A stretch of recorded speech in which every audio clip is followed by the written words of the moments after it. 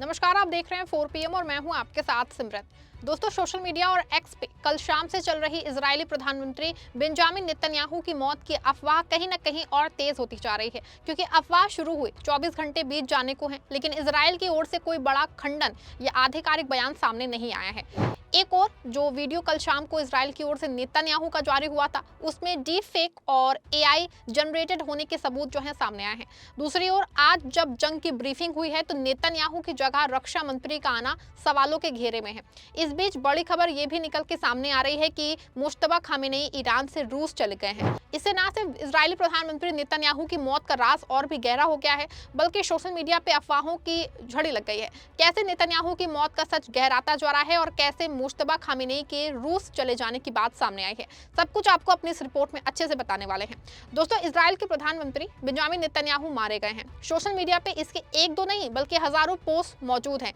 Tehran TV से लेकर के कई न्यूज चैनलों ने इस खबर को लेकर के सोशल मीडिया पे पोस्ट किया है। आपको बता दूं कि कल रात से बेंजामिन नेतन्याहू ट्रेंडिंग में है। सोशल मीडिया पे एक वीडियो खूब वायरल है, जिसमें कुछ लोग एक व्यक्ति को जल्दी से एम्बुलेंस में सवार कर रहे हैं। हालांकि इसमें किसी का चेहरा नहीं दिख रहा है, लेकिन फिर भी इस वीडियो में दावा ये किया जा रहा है कि ये बेंजामिन नेतन्याहू के घर का दृश्य है, जो ईरानी हमले के बाद हुआ है।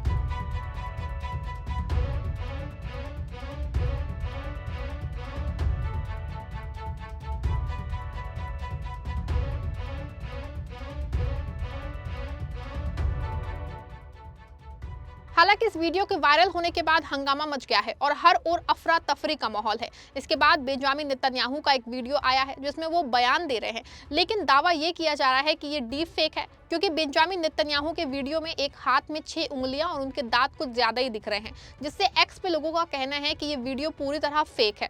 यहाँ आपको बता दें कि 12 मार्च 2026 की प्रेस ब्रीफिंग को गौर से देखिए। दोस्तों, लोग दावा कर रहे हैं कि उस वीडियो में नेतन्याहू के हाथ में 6 उंगलियां नजर आ रही थी। ऐसे में बड़ा सवाल ये है कि क्या इजरायली सरकार जनता को बेवकूफ बना रही है? अफवाहों का बाजार गर्म है कि ईरान के पलटवार में नेतन्याहू का ठिकाना तबाह हो गया है और उनकी हालत बेहद गंभीर है, या फिर वो मारे ही जा चुके हैं। हालांकि इजरायली सरकार इसे फेक न्यूज कह रही है, लेकिन सवाल ये है दोस्तों कि अगर सब कुछ ठीक है ना, तो नेतन्याहू खुद सामने आके अपनी सेहत का सबूत क्यों नहीं दे देते? आपको बता दूं कि अभी तक जितनी भी सुरक्षा और ब्रीफिंग संबंधी जानकारी सामने आई है, उन सभी में नेतन्याहू शामिल हुए हैं। लेकिन आज सोशल मीडिया पे एक ऐसा वीडियो वायरल हुआ है, जिसमें इजराइल जंग की जानकारी दे रहा है, पर उसमें प्रधानमंत्री बेंजामिन नेतन्याहू नहीं है, बल्कि उसी ब्रीफिंग को इजराइल के रक्षा मंत्री लीड कर रहे हैं। ऐसे में नेतन्याहू पे हमले का शक और गहरा गया है। עולה מדרגה ונכנס לישורת ההכרעה שתימשך ככל שידרש. אני מברך את הנשיא טראמפ על המכה הקשה שהנחית הלילה צבא ארצות הברית על אי הנפט האיראני. आप सबके भरोसे से हमने हमेशा मजबूत और सच्ची पत्रकारिता की है। चैनल को आप सबने सब्सक्राइब तो कर ही रखा है, हमारे चैनल को ज्वाइन भी कीजिए।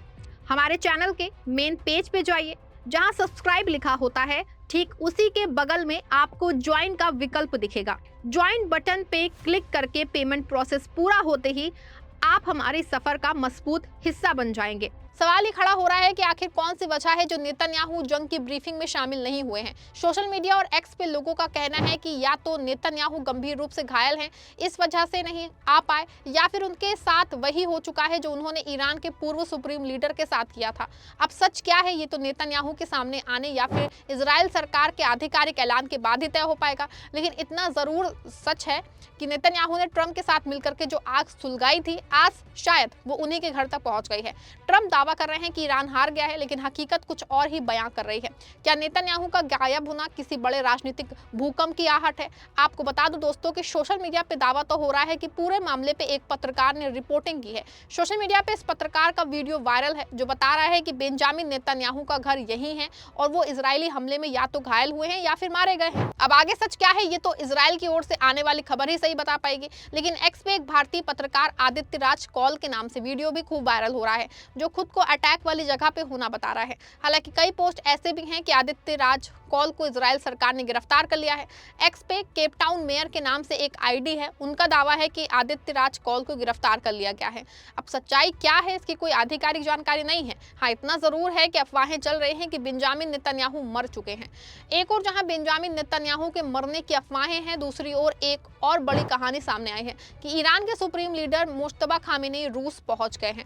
यहाँ आपको बता दें, अभी तक ब्रिटेन के सन न्यूज की ओर से दावा किया जा रहा था कि मुश्तबा खामेनी गंभीर रूप से घायल हैं। एक इजरायली हमले के बाद ना सिर्फ उनका एक पैर कटना पड़ा बल्कि वो कोमा में भी है। लेकिन अब जो खबर आई है वो ये है कि वो रूस की ओर रवाना हो गए हैं। अब कहानी का दूसरा रुख देखिए। खबर है कि ईरान के नए सुप्रीम लीडर मुश्तबा खामेनी बुरी तरह जख्मी हैं। अमेरिकी और इजरायली हमलों में उन्हें गहरे जख्म आए हैं। लेकिन दिलचस्प बात यह है कि मुश्तबा अब तेहरान में नहीं बल्कि रूस की पनाह में पहुंच चुके हैं। अल जरीदा की रिपोर्ट के मुताबिक मुश्तबा की स्वास्थ्य और सुरक्षा कारणों से एक बेहद गुप्त अभियान के तहत रूस ने वो ले जाया गया। रिपोर्ट्स में कहा गया है कि उन्हें रूसी सैन्य विमान से मॉस्को पहुंचाया गया या उनका ऑपरेशन किया जा रहा है और फिलहाल उनका इलाज चल रहा है। बताया तो ये भी जा रहा है कि ये कदम उनकी खराब सेहत और सुरक्षा चिंताओं को देखते हुए उठाया गया है। हालांकि इन दावों की आधिकारिक तौर पर स्वतंत्र पुष्टि नहीं हुई है। कुछ रिपोर्ट में यह भी कहा गया है कि हालिया हमलों में उन्हें चोटें आई थी, लेकिन ईरानी अधिकारियों का कहना है कि वो सुरक्षित हैं और उनका इलाज जारी है। रिपोर्ट में दावा किया गया है कि गुरुवार को ही रूस का सैन्य विमान मुश्तबा खामेनी को लेकर मॉस्को आ गया। यहाँ कहा यह भी जा रहा है दोस्तों कि उन्हें राष्ट्रपति भवन में मौजूद अस्पताल में भर्ती कराया गया है। बमबारी और हवाई हमलों के बीच उनका इलाज असंभव होने के कारण उन्हें ईरान से निकालने का निर्णय लिया गया है। रिपोर्ट में दावा किया गया है कि पुतिन ने उन्हें अपने यहाँ शरण देने की पेशकश की, जिसके बाद वो वहां पहुंचे और जाते ही उनकी सफल सर्जरी हुई है। सूत्रों के हवाले से दावा किया जा रहा है कि ईरानी सुरक्षा एजेंसियों को खामेनी की लोकेशन लीक होने का खतरा सबसे ज्यादा था, इसीलिए उन्हें मॉस्को शिफ्ट किया जाने की सिफारिश पे सहमति जताई गई। दावा यह किया जा रहा है कि खुद पुतिन ने ईरानी राष्ट्रपति मसूद पेजेश्कियन के साथ बातचीत के दौरान ये प्रस्ताव रखा था। रूस से आया एक राहत सामग्री वाला विमान जो मेडिकल सप्लाई लेके आया था, मुश्तबा खामेनी को अपने साथ मॉस्को ले गया। पुतिन ने उन्हें अटूट समर्थन का वादा किया है। क्या ईरान की कमान अब मॉस्को से संभाली जाएगी या फिर रूस ने मुश्तबा को एक सुरक्षित ठिकाना मुहैया करा के ट्रंप और नेतन्याहू की हिट लिस्ट से बचा लिया है? ये कूटनीति नहीं बल्कि जिंदा रहने की जंग है। हालांकि आज ही ईरान के विदेश मंत्री अब्बास अराक्ची का बयान आया है कि मुश्तबा खामेनी पूरी तरह ठीक है, लेकिन जो खबरें आ रही हैं उसमें ये बात कही जा रही है कि बेहतर इलाज के लिए उन्हें रूस ले जाया गया है। ऐसे में अमेरिकी राष्ट्रपति डोनाल्ड ट्रंप ने पूरी दुनिया को फंसा दिया है। ट्रंप कहते हैं कि तेल की कीमतें कोई बड़ी बात नहीं है, लेकिन क्या उन मासूमों की जान की कोई कीमत नहीं जो तेहरान और बेरूत की गोलियों में दम तोड़ रहे हैं? ट्रंप का अहंकार आज दुनिया के तीसरे विश्व युद्ध के मुहाने पे ले आया है। ये दोनों देश शांति की बातें तो करते हैं, लेकिन उनके हाथ खून से रंगे हैं। इजराइल में लोग नेतन्याहू के खिलाफ सड़कों पे हैं, उधर अमेरिका में ट्रंप की नीतियों पे सवाल उठ रहे हैं। क्या ये सुपर पावर होने का गुरूर है या फिर विनाश का रास्ता? दोस्तों, आपको बता दें कि रूस ने इस जंग में सीधे कूदने के बजाय बैकडोर एंट्री मारी है। खबरों के अनुसार मुश्तबा खामेनी को सुरक्षित बाहर निकालना इस बात का सबूत है कि पुतिन ट्रंप के ग्रेटर इजराइल वाले प्लान को कामयाब नहीं होने देंगे। अगर मुश्तबा रूस में सुरक्षित है तो ईरान की मिलिट्री और IRGC का हौसला टूटने वाला नहीं है। क्या मुश्तबा का रूस पहुंचना इस जंग को नया मोड़ देगा? क्या अब रूस और ईरान मिलकर इजराइल पे कोई ऐसा हमला करेंगे जिसकी कल्पना इजराइल ने कभी नहीं की थी? ये सिर्फ दो देशों की जंग नहीं है, ये अब अस्तित्व की लड़ाई बन चुकी है। नेतन्याहू का आज जंग की ब्रीफिंग से गायब होना और मुश्तबा के रूस पलायन की खबरें दोनों ही इस बात का संकेत है कि पर्दे के पीछे कुछ बहुत भयानक पक रहा है। भले ही ट्रंप चाहे जितने भी विक्ट्री के दावे करे, लेकिन हकीकत में दुनिया एक गहरे अंधेरे की तरफ बढ़ रही है। क्या नेतन्याहू वाकई जिंदा हैं? क्या मुश्तबा रूस से लौट के कोई बड़ा धमाका करेंगे? सवाल बहुत हैं और जवाब फिलहाल टॉप सीक्रेट फाइलों में बंद है। आपको क्या लगता है कि अमेरिका 16 दिन की जंग के बाद पूरी तरह से पिछड़ रहा है? अपनी राय कमेंट बॉक्स में जरूर दीजिएगा। ईरान इजराइल जंग से जुड़ी खबरों के लिए देखते रहें 4 PM।